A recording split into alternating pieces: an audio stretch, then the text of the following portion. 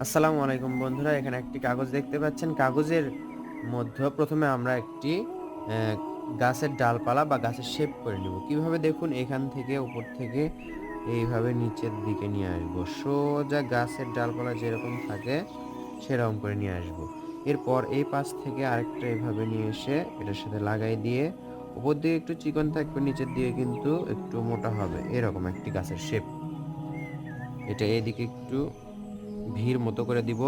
দেখুন এদিকে দেখতে কিন্তু একে হুবহু ভিড় মতোই হয়ে গেল। উপরে দেখুন এরকম করে আমরা পুরোটা গাঢ় করে দিব।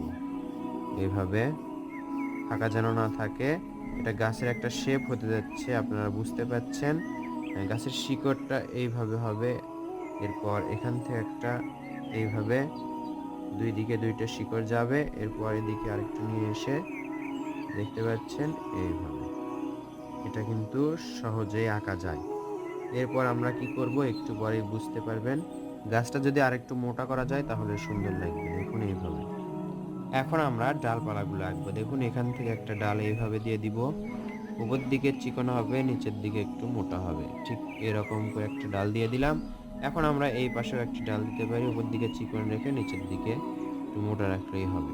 এটা কিন্তু সহজেই আমরা করছি, আপনারাও করতে পারবেন সহজেই এভাবে। এরপর আরেকটি ডাল যদি আমরা এখানে দিই তাহলে এখান থেকে দিতে পারি এইভাবে। নিচের দিকে একটু মোটা ডাল দিলে ভালো হবে।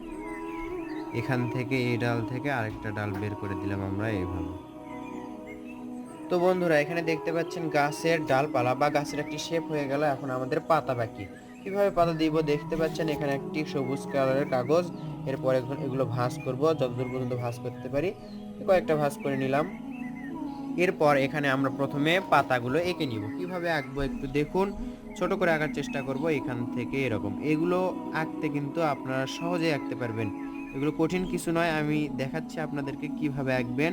ঠিক এরকম করে গোল গোল করে ভাঁজ করে পাতা যেরকম হয় সেরকম করে এঁকে নেবেন। এরপর এগুলো কেচি দিয়ে কেটে নিতে হবে। এগুলো আমরা সুন্দর করে গোল গোল করে সমান মাপে কাটবো। যেরকমটা প্রথমে এঁকে রেখেছি সেরকম করে আমরা কাটবো। দেখুন এভাবে কাটা হয়ে গেল আমাদের। এরপর আমরা দেখতে পাচ্ছেন আঠা এরকম করে নিয়ে এভাবে এক একটি জায়গায় বসে দিব এইভাবে। দেখুন তাহলে কিন্তু সুন্দর একটি গাছ হয়ে যাবে এভাবে। এরপর এখানে আমরা বসাবো, তারপর এখানে বসাবো। সেজন্য আগেই আমরা এখানে আটাগুলো লাগাই রাখলাম।